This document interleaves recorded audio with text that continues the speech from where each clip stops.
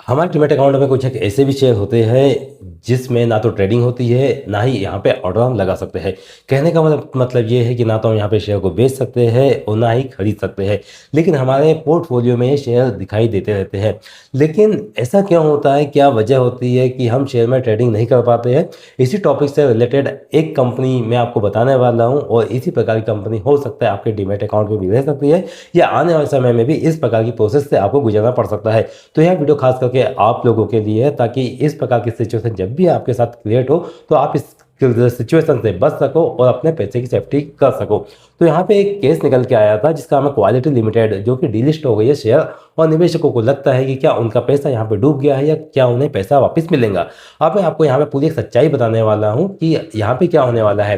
कि quality limited के share अगर आपके डीमैट अकाउंट में पड़े हैं, या इससे संबंधित ऐसा केस इन फ्यूचर आ सकता है कि आपके पास में कोई शेयर आपने खरीद के रखे हैं और उसके बाद आप उसको बेच नहीं कर पा रहे हो, ना ही आप उसको दोबारा एवरेज कर पा रहे हो, बस आपके पोर्टफोलियो में वो शेयर देखने को मिल रहे हैं। तो आप क्या सोचेंगे यहाँ पे कि क्या ये इसके अंदर ट्रेडिंग दोबारा से स्टार्ट हो सकती है, या कभी ये दोबारा रीलिस्ट हो सकते हैं, कभी पैसा इसमें हमें मिलेगा या नहीं मिलेगा, ये शेयर सोना बनेंगे या नहीं बनेंगे।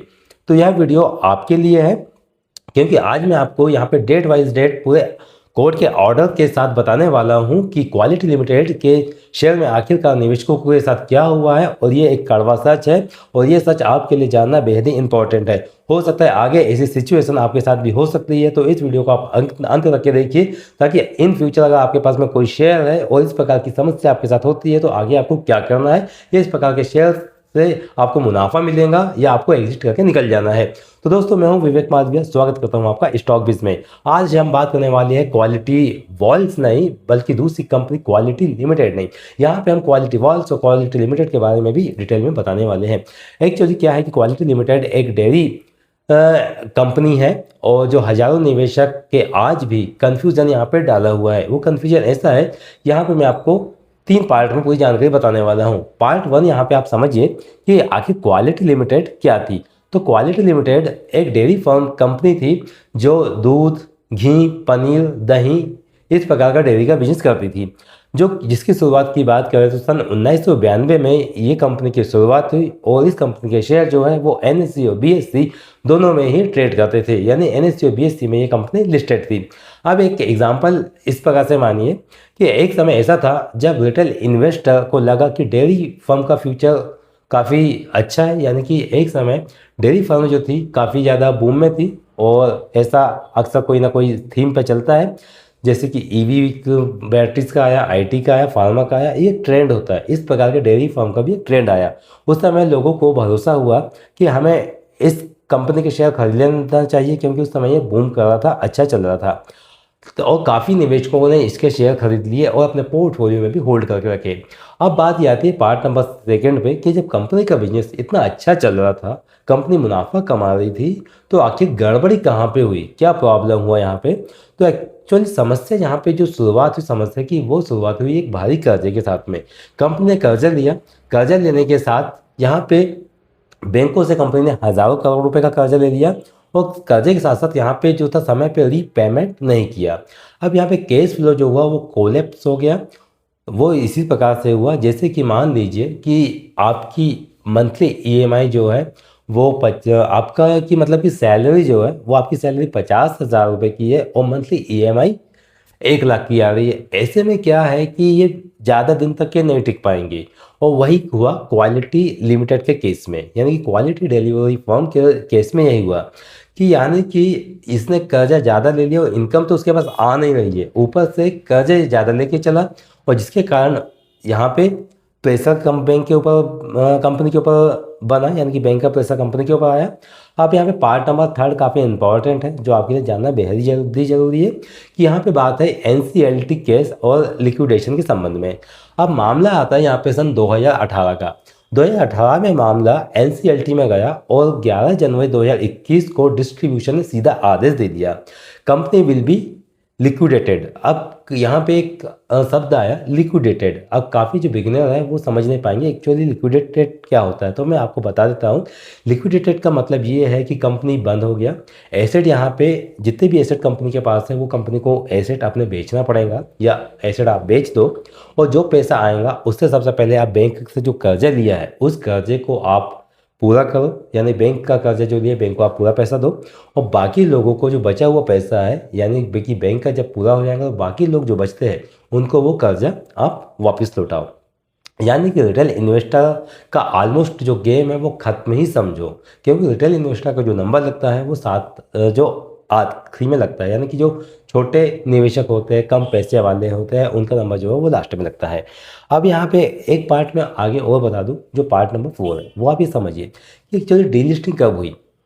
जब कंपनी लिक्विडेशन में चली गई, जैसे लिक्विडेशन में जाती है तो उसी समय समझ लो कि अब कंपनी का शेयर मार्केट से जो इसमें ट्रेडिंग बंद हो चुकी है, यानी कि अब यहाँ पे आप शेयर को ना खरीद सकते हो ना बेच सकते हो। अब बात करते हैं यहाँ पे फरवरी 2022 की। क्वालिटी लिमिटेड के शेयर NSE और BSE में पूरी तरह से यहाँ पे डिलिस्ट कर दिए गए, यानी कि इसके अंदर ट्रेडिंग पूरी तरह से बैन कर दी गई, रुक गई। अब NSE और BSE से ये शेयर वहाँ से ट्रेडिंग विंडो से अलग हो गए। अब यहाँ पे इस प्रकार से आप मान लिए कि ऐसा ऐसा हुआ जैसे कि आपके पास कोई ज़मीन है और ज़मीन में से वहाँ से बीच में से एक रोड निकाल दी, गवर्नमेंट रोड निकाल ली। अब यहाँ पे यानी कि रोड तो निकली, अब रोड के साथ साथ जो थी ज़मीन वो कट गई। ऐसे में ज़मीन को बेच पाना कठिन हो जाता है। वैसे ही क्या हुआ कि इस कंपनी NSE और BSE से जैसे ही निकले वैसे ही यहाँ पे मुश्किलें बढ़ गई। अब पार्ट नंबर 5 पे हम आते हैं। तब सवाल ये आता है कि जो रिटेल ट्रेडर यहाँ पे जुड़े हुए हैं उनको पैसा मिलेगा या उनका पैसा डूबेगा। अब जो सच्चाई है ये आपको ध्यान से जानना बहुत ही ज़रूरी है। एक्चुअली क्या होता है कि कुछ वीडियो ऐसे भी होते हैं जिसमें हमें लगता है कि ये शेयर हमने ख़रीदा नहीं है, इस वीडियो को हम क्या देखें, स्किप कर दें। लेकिन दिक्कत क्या आती है कि आगे हमने कोई शेयर खरीद के रखा है तो उसके साथ भी तो दिक्कत आ सकती है। इसलिए जो इन्फॉर्मेटिव वीडियो होते हैं, जानकारी को हमें आगे तक के देखना चाहिए और इस जानकारी को अपने दोस्तों तक के भी शेयर करना चाहिए ताकि उनका पैसा मार्केट में ना फंसे। तो यहाँ पे मैं आपको सच्चाई बताता हूँ कि अब यहाँ पे कम सच्चाई ये है कि जो क्वालिटी लिमिटेड है यानी कि क्वालिटी डेयरी फॉर्म है वो बंद हो चुकी है। कंपनी यहाँ पे कोई भी बायबैक नहीं कर रही है, ना ही यहाँ पे रीलिस्टिंग की कोई प्रोसेस की बात सामने आने वाली है, ये भी नहीं है। और कोई फिक्स्ड अमाउंट की स्कीम या नहीं है कि आपको यहाँ पे कोई फिक्स्ड अमाउंट जो है वो दिया जाएगा। अब रियलिटी एग्जांपल से ऐसा हम समझिए कि जो लिक्विडेशन होता है उसमें क्या होता है, पहले पैसा आता है, किसकी से पास आता है सबसे पहले पैसा, सबसे पहले पैसा आएगा बैंक के पास, क्योंकि बैंक से कंपनी ने लोन लिया था, कर्जा लिया था, तो बैंक को सबसे पहले पैसा लौटाना पड़ेगा। उसके बाद फाइनेंस इंस्टीट्यूशंस जो यानी कि जिन्होंने कंपनी के अंदर पैसा लगाया था, इन्वेस्टमेंट किया था, उनका नंबर आता है। इसका थर्ड नंबर आता है गवर्नमेंट्स ड्यूज, यानी कि जो कुछ गवर्नमेंट से कुछ ड्यूज़ है उनको वो मतलब पेंडिंग उनका अमाउंट उनको देना पड़ेगा। अब यहाँ पे रिटेल शेयर होल्डर की बात आती है तो इनका नंबर लगता है सबसे लास्ट में। और ज़्यादातर केसेस में ये भी देखने में आता है कि रिटेल ट्रेडर्स के हिस्से में कुछ नहीं बचता है। इसलिए यहाँ कहना है कि पैसा जरूर मिलेगा, ये उम्मीद बिल्कुल गलत है। आपको यहाँ पे उम्मीद नहीं लगाना चाहिए। क्वालिटी डेयरी लिमिटेड हो या कोई दूसरी कंपनी हो, अगर आपके शेयर वहाँ पे डीलिस्ट हो गए हैं या NCLT में चले गए, इंसॉल्वेंसी में चले गए हैं, तो आपको यहाँ पे कोई उम्मीद लगा के नहीं बैठना चाहिए। अब एक पार्ट और है, पार्ट नंबर 6, वो आपको जानना इंपॉर्टेंट है कि क्वालिटी लिमिटेड में फिर दोबारा से कंपनी लिस्ट होंगी या नहीं होंगी। तो मैं इसका सीधा सा आपको जवाब दे दूं कि जो क्वालिटी डेयरी फॉर्म है ये दोबारा लिस्ट नहीं होंगी, क्योंकि कंपनी जो है ये लिक्विडेशन कंपनी है और कभी रिलिस्ट ये कंपनी नहीं होंगी। जो लोग अभी भी आपको यूट्यूब पे या व्हाट्सएप पे बता रहे हैं कि कंपनी वापस से दोबारा लिस्ट हो सकती है, आपको इसमें मुनाफा बन मिल सकता है, तो आपको वो लोग कंफ्यूज कर रहे हैं या आपको फंसा रहे हैं या उनके पास सही जानकारी नहीं है। अब यहाँ पे ऐसे में निवेशकों को क्या करना चाहिए दोस्तों? यहाँ पे निवेशकों के लिए एक सबसे इम्पॉर्टेंट बात आती है कि अगर यहाँ पे आपको कोई पॉजिटिव बायर मिल रहा है जो कि ऑफ मार्केट में है, तो आप अपने शेयर उनको बेच सकते हैं, जो कि एक बहुत ही मुश्किल सी बात है और ऐसा होता नहीं है कि आपको कोई बायर मिल जाए। अब यहाँ पे ऑप्शन नंबर 2 है सिर्फ उम्मीद के सहारे बैठना। तो आपको यहाँ पे बड़ा नुकसान हो सकता है, क्योंकि कंपनी दोबारा लिस्ट तो होंगी नहीं। और माइंडसेट में ऐसा एक आप माइंडसेट रख लीजिए कि मार्केट में पैसा उम्मीद से नहीं आता दोस्तों, समझदारी से पैसा बनता है, तो आपको यहाँ पे समझदारी भरा फैसला लेना चाहिए। अब यहाँ पे जो डीलिस्ट और लिक्विडेशन शेयर है वो इन्वेस्टमेंट नहीं होता है, वो जो है वो एक लॉक्ड इमोशंस बन जाता है, यानी कि आपके डीमेट अकाउंट में वो शेयर दिखेंगे, लॉक रहेंगे, लेकिन ना तो आप उनको बेच पाओगे, ना ही आप उनको एवरेज कर पाओगे। वो सारा की सारा जो आपका अमाउंट है वो फंस चुका समझो, मानो। अब एक क्वेश्चन ये भी आता है कि क्वालिटी लिमिटेड डेयरी फार्म और क्वालिटी वॉल्स, जो अभी क्वालिटी वॉल्स के जो शेयर मार्केट में ट्रेड होते हुए नज़र आ रहे हैं, एक्चुअली वो क्या है, क्योंकि ये भी एक केस आता है। अगर अब क्वालिटी लिमिटेड के बारे में मैं बता दूं आपको कि यह एक कंपनी, एक अलग कंपनी की, जो कि पुरानी डेयरी फार्म कंपनी है, जो घी, दूध, पनीर जैसे प्रोडक्ट बनाती थी, और भारी कर्जा होने के कारण इसकी जो फाइनेंशियल स्थिति थी वो गड़बड़ हो गई, और ये कंपनी एनसीएलटी की प्रोसेस में आ गई, और एनसीएलटी के केस के कारण कंपनी दिवालिया यानी कि लिक्विडेशन में हो गई, और इसके शेयर जो एनएससी और बीएससी थे इसमें पूरी तरह से डिलिस्ट हो गए, यानी कि एनएससी और बीएससी एक्सचेंज से ये शेयर को हटा दिया गया, इसमें अब ट्रेडिंग नहीं हो सकती है। यह कंपनी बंद मानो, यानी कि कंपनी टोटली बंद हो चुकी है। इसका क्वालिटी वॉल्स से कोई लेना देना नहीं है। अब क्वालिटी वॉल्स कौन है, इसको आप समझिए। क्वालिटी वॉल्स लिमिटेड एक आइसक्रीम बिजनेस वाली कंपनी है, या हिंदुस्तान यूनिलीवर लिमिटेड यानी कि HUL का आइसक्रीम बिजनेस है, जो मैग्नीशियम और फॉरेस्ट जैसे ब्रांड इसी के है, और हिंदुस्तान यूनिलीवर ने अपने आइसक्रीम बिजनेस को अलग किया है, यानी कि हिंदुस्तान यूनिलीवर जो है उसका जो आइसक्रीम का बिजनेस है उसने क्वालिटी वॉल्स के नाम से अलग किया हुआ है। जो नई कंपनी क्वालिटी वॉल्स है वो इंडिया लिमिटेड बनाई गई है, और यह डीमर्जर के बाद बनी हुई कंपनी है, यानी कि हिंदुस्तान यूनिलीवर लिमिटेड का आपस में डीमर्जर हुआ। डीमर्जर के बाद से क्वालिटी वॉल्स के शेयर अलग हुए।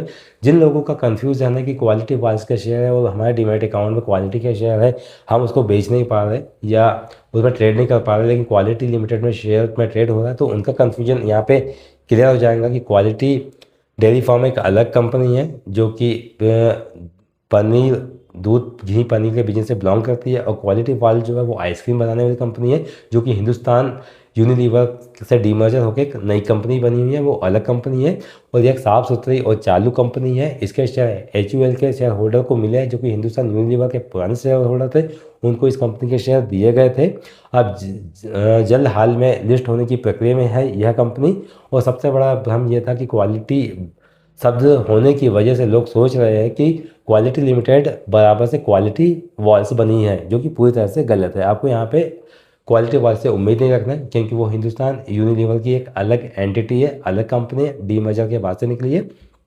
अब आप समझिए कि quality limited quality walls limited के नाम से नहीं बनी है, दोनों अलग अलग कंपनियां हैं, और दोनों कंपनियों के मालिक जो है वो अलग अलग है। तो जिन लोगों का डाउट था क्वालिटी डेयरी फार्म के संबंध में कि उनके शेयर उनके डीमैट अकाउंट में दिखाई दे रहे हैं, लेकिन वो उसको ना ही बेच पा रहे हैं, ना ही उसको वो खरीद पा रहे हैं, और उनका पैसा जो फंसा हुआ है वो किस कारण है, तो ये इस वीडियो के माध्यम से आप सभी के डाउट क्लियर हुए होंगे। अगर आपके पास भी ऐसा कोई शेयर है या ऐसी कोई प्रॉब्लम्स है जिसमें आप फंसे हुए हो और आपको उस समस्या का समाधान चाहिए, तो आप मुझे कमेंट कर सकते हैं। मैं आपके लिए उस टॉपिक से डेडिकेट एक वीडियो लेके आऊँगा, जिसमें आपकी समस्याओं का समाधान मिल पाएगा, ताकि आपको भविष्य में इस प्रकार की समस्या से ना गुजरना पड़े। और इस वीडियो को आप अपने दोस्तों में भी शेयर कीजिए, हो सकता है उनके पास इस कंपनी के शेयर हो और वो लोग इस कंपनी के शेयर में फंसे हुए हो, तो यह जानकारी अपने दोस्तों को भी पहुँचाइए। और ये वीडियो आपको थोड़ा भी इन्फॉर्मेटिव लगा हो और इस वीडियो से आपको थोड़ी भी नॉलेज मिली हो, तो इस वीडियो को आप लाइक करना ना भूलें। चैनल पे नए हो तो चैनल को सब्सक्राइब कीजिए, बेल नोटिफिकेशन को ऑन करें, ताकि स्टॉक मार्केट का कोई भी अपडेट आपसे मिस ना हो। दोस्तों ऐसे अपडेट मैं आपके लिए लाते रहूँगा। मिलते हैं दोस्तों अगले वीडियो में ऐसी ही जगह, इसी जगह पे, इसी चैनल पे। तब तक के लिए आप अपना ध्यान रखिएगा। नमस्कार।